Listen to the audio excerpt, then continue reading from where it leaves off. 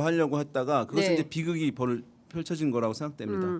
근데 사실 지난주에 여론조사는 뭐 KBS, NBS, SBS, 뉴스원, 뭐 리얼미터, 중앙일보 뭐 여러 각종 언론들이 다 MBC를 포함해서 여론조사가 있었는데 그 조사를 보면은 김문수냐 한덕수냐가 거의 대동소이한 거였어요. 네. 근데 이제 이번에는 확실하게 구도는 이재명 대 김문수 대 이준석 이렇게 된 것 같습니다. 이제 기호로 하면 이재명 1번, 김문수 2번, 그리고 이제 이준석은 4번. 왜냐하면 원내 3당인 조국혁신당이 후보를 내지 않았기 때문에 개혁신당인 이준석 후보가 기호 4번을 얻게 된 것이죠. 그리고 진보당의 김재현 후보는 이제 불출마를 선택했기 때문에 이제 이렇게 된 것인데. 3자 구도 대결에서 지금 대체로 보면 이재명 후보가 50%가 넘거나 뭐 40%대 40% 후반대를 이제 기록을 하는데 이 구도가 좀 흔들릴까요? 어떻게 보십니까? 새 결집이 있겠습니까? 그러니까 지난번에 한번 이재명 대표 대법원 판결 다음에 흔들리지 않겠는가. 그다음에 네. 국민의힘의 전당대회에서 후보 정해지면 또 영향받지 않겠는가. 그러니까 사실상 이번 대선에서 남아 있던 뭐 마지막 변수라고 이제 얘기가 됐던 것이거든요. 그런데 사실은 전반적으로 지난번 이제 한 조사에서는 좀 영향받는 건 아니야. 국민의힘 보수층이 좀 결집하는 건 아니냐라고 하는 지표들이 나오긴 했지만 보면 그 외에 많은 조사들은 전혀 영향을 받지 않았어요. 사실 그 조사도 보게 되면 국민의힘 내부 상황을 많이 묻다 보니까 국민의힘 지지층들은 계속 남아서 응답을 좀 하고 네. 이제 진보 성향층들 도중에 응답을 이탈하고 이런 현상 나타나거든요. 어느 정당에 이제 경선 관련한 질문들 쭉 몇 개 질문을 하게 되면 네. 반대쪽이 진영에 있는 사람들은 중간에 응답이 이탈하는 현상, 포기하는 현상들이 나타나요. 아 나랑 상관없는 얘기들 자꾸 하는구나라고 해서 네, 네. 그것이 이제 영향을 준 것 같고 그 이후에 조사들 같은 경우에 영향을 받지 않았는데 그러면 이제 이렇게 질문을 합니다. 이제 왜 이재명 후보는 악재가 좀 발생했는데 영향을 네. 받지 않았느냐? 그러면 뭐 모범 답안은 이거 첫 번째 이거예요. 뭐 오랫동안 이 이슈는 드러나 있던 이슈이기 때문에 우리가 경제 주가에서 많이 얘기하는 것은 이미 반영된 이슈다라고 네네. 하는 게 이제 하나가 있는 것이고 또 한 가지는 사실은 이 재선 지지율 같은 경우에는 한쪽이 영향을 받거나 타격을 받잖아요. 네. 그러려면 반대쪽이 정상적이어야 돼요. 왜냐하면 그 지지율이 빠져서 이제 이동을 하는 것이기 때문에 네, 네. 그러니까 반대쪽이 정상적으로 그것에 반사 효과를 얻을 수 있는 네. 수혜가 발생할 수 있는 조건을 갖추고 있어야 되는데 지금 국민의힘 후보들은 정상적 캠페인이 이루어지고 있지 않는 상황이란 말이죠. 예. 그래서 영향을 좀 덜 받은 부분이 있겠고, 근데 결정적인 이유는 이거 같습니다. 뭐냐면 사람들은 유권자들은 매 선거마다 네. 투표의 판단 기준을 갖게 돼요. 네. 네, 그러면 우리는 통상적으로 두 명의 후보, 세 명의 후보 중에서 더 나은 인물이 누구냐라고 예. 뽑을 것 같다고 생각하잖아요. 네. 꼭 그런 거 아니에요. 그러니까 가령 이제 이러는 거죠. 2007년에 대선이 있었어요. 네. 그때 이제 이명박 후보와 정동영 후보가 맞붙었죠. 네. 이제 진보가 완전히 무너진 이제 선거였다고 얘기하는데 당시 막판에 이명박 후보가 대세론으로 가고 있었는데 네. 뭐 많이 아시겠지만 BBK 등 막 이런 공세들이 있었어요. 폭로가 있고 하는데도 영향을 안 받은 거예요. 그때는 유권자들의 판단 기준이 그냥 경제 대통령을 뽑는다는 거 하나였기 때문에 네, 예. 다른 이슈들이 발생한다 하더라도 영향을 받지 않는 거죠.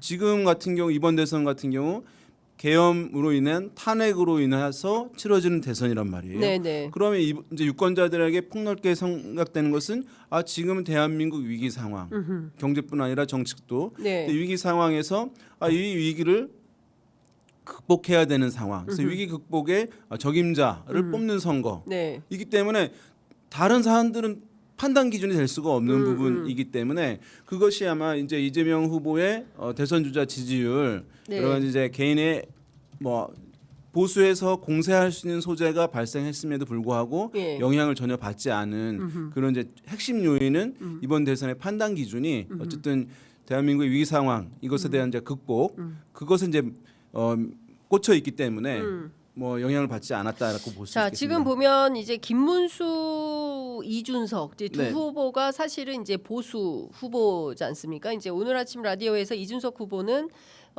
무슨 빅텐트나 이런 거는 일절 없는 것이고 그리고 이제 본인이 이 어떤 이제 보수의 가장 그 근접하는 후보다라는 네. 것을 굉장히 강조를 많이 하고 있어요. 반면 또 이제 김문수 후보 같은 경우에는 핸디캡이라고 할 수 있는 게 내란 윤석열의 지지를 받는 후보가 됐습니다.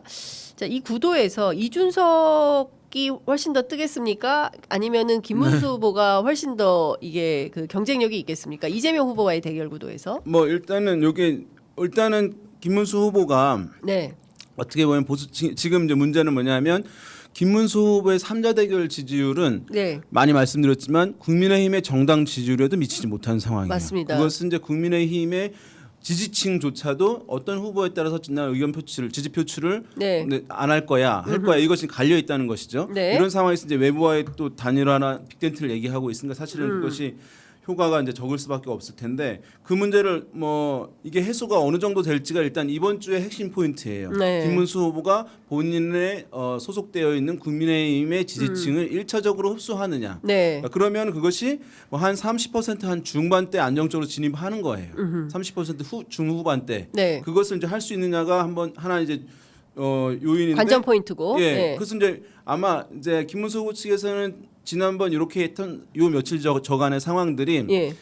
뭐 나름 또 서사에 도움이 됐다. 아, 예. 본인이 핍박받고 하는 예. 것을 극복해내고 이제 아마도 이걸 가지고 캠페인을 할 것 같은데. 네. 그래서 이제 그것을 보이는데 이준석 후보는 이제 이 공간을 확보하려고 하게 되는데 그럼에도 불구하고 일단은 이제 김문수 후보 네. 측이 이제 부상을 일단 1차적으로 할 것으로 보이긴 해요. 왜냐하면 이준석 후보는 공간을 확보하려고 하는데 문제는 이제 여론조사에서 중요한 것은 네. 합이 정해져 있다는 거거든요. 그렇죠. 100. 합이. 네. 네. 지금 이재명 후보가 50% 정도. 만약에 예. 김문수 후보가 여기서 좀 더 올라가면 30% 중후반 정도 될 가능성이 예. 있거든요. 기본적으로. 30% 중반으로 치고 올라올 거다. 네, 중반까지는 가요. 30% 중반은 가는 거죠. 예. 지금은 이제 30% 이제 안 되거나 되거나 이런데 이제 요 정도는 된다고 봐야 되는 거예요. 예, 예. 그런데 그러면 이준석 후보 여전히 이제 공간이 이제 적은 부분은 있거든요. 캠페인으로 이겨내야 되는 부분이긴 한데 네. 다만 이제 대선에서는 그 여론조사에서는 모rum뭉답이 있는 것이지만 네. 모rum뭉답이 지금도 이제 앞에 보이는 그래프에서 보시듯이 한 10% 있잖아요. 네. 대선 결과에는 이제 모rum뭉답이 없는 거잖아요. 그렇죠. 그럼 모든 후보들의 지지율이 조금씩 올라가요. 어. 그러면 이제 이준석 후보가 지금 뭐 7%, 8%, 9% 나온다면 두 자릿수 가능한 거예요. 합리적으로 봤을 때. 이준석이 예. 두 자릿수 가능하다. 두 자릿수는 가능한 거예요. 근데 예. 여기서 15% 가느냐. 근데 예. 이 문제는 캠페인 역량에 달려 있는 것인데 예. 이거는 아마도 이제 이재명 후보 측의 캠페인 전략과도 굉장히 이제 맞닿아 있을 것이다. 맞닿아 있어요. 왜냐하면 맞상대를 누구를 해주느냐. 이재명 후보가. 네, 만약에 이준석 후보를 그냥 외면해 버릴 수가 있어요. 네, 예. 왜냐하면 이제 아직 김문수 후보 이렇게 이제 그 보면은 일반적으로 승부가 거의 정해져 있는 상황이기 때문에 네. 앞으로의 대선 캠페인에서는 이준석 후보가 어느 정도 선전하느냐 이게 이제 더 중요하게 예. 주목되는 포인트일 가능성이 있어요. 예. TV 토론에서도 사실은 얼마나 이제 이준석 후보가 재개발하는 모습을 보여주느냐 이 부분일 수 있는데 그러다가 막 지지율이 올라갈 수도 있는데 네. 그것을 이제 이재명 후보 측의 캠프의 판단이 이제 전략적 판단이 어떻게 되는지가 중요할 것 같아요. 그러니까 이준석 후보를 좀 존중해 주면서 캠페인 맞상대를 하면서 거기서 이제 지지율이 올라가면 김문수 후보의 지지율이 정체되는 거거든요. 그러니까 그 전략을 갈 것인지 예. 아니면 이준석 후보 계속 주목을 받을 수 있으니 예. 김문수 후보 측과만 적당하게 이제 예. 관계 이제 대결 구도다라고 하는 캠페인을 할지 이것이 이제 사실은 이제 주요 관전 포인트다. 매우 중요한 예. 부분이에요. 예. 두 명 다 할 필요는 없고 없다. 그렇게 할 이유가 없는 것이거든요.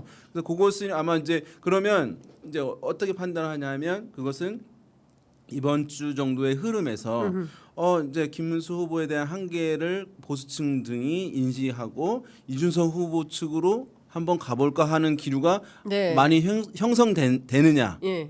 그렇지 않고 김문수 후보가 이렇게 핍박을 받으면서 후보가 됐는데 그래도 미워도 다시 한번 이쪽으로 한번 힘을 합쳐 볼까나 이제라고 하는 흐름이 네. 더 우세할지 네. 이제 요것을 면밀하게 판단한 후에 아마 선택을 할 것으로 보여요. 알겠습니다. 그러니까 지금 뭐 관련해서 내일 아침에 저희가 그 김민석 최고위원 네. 전화 연결해서 캠페인 전략을 좀 상임선대위원장 본부장이죠. 위원장 입장을 좀 들어보도록 하고요. 어찌됐든 지금 오늘 보면 그 광화문 청계광장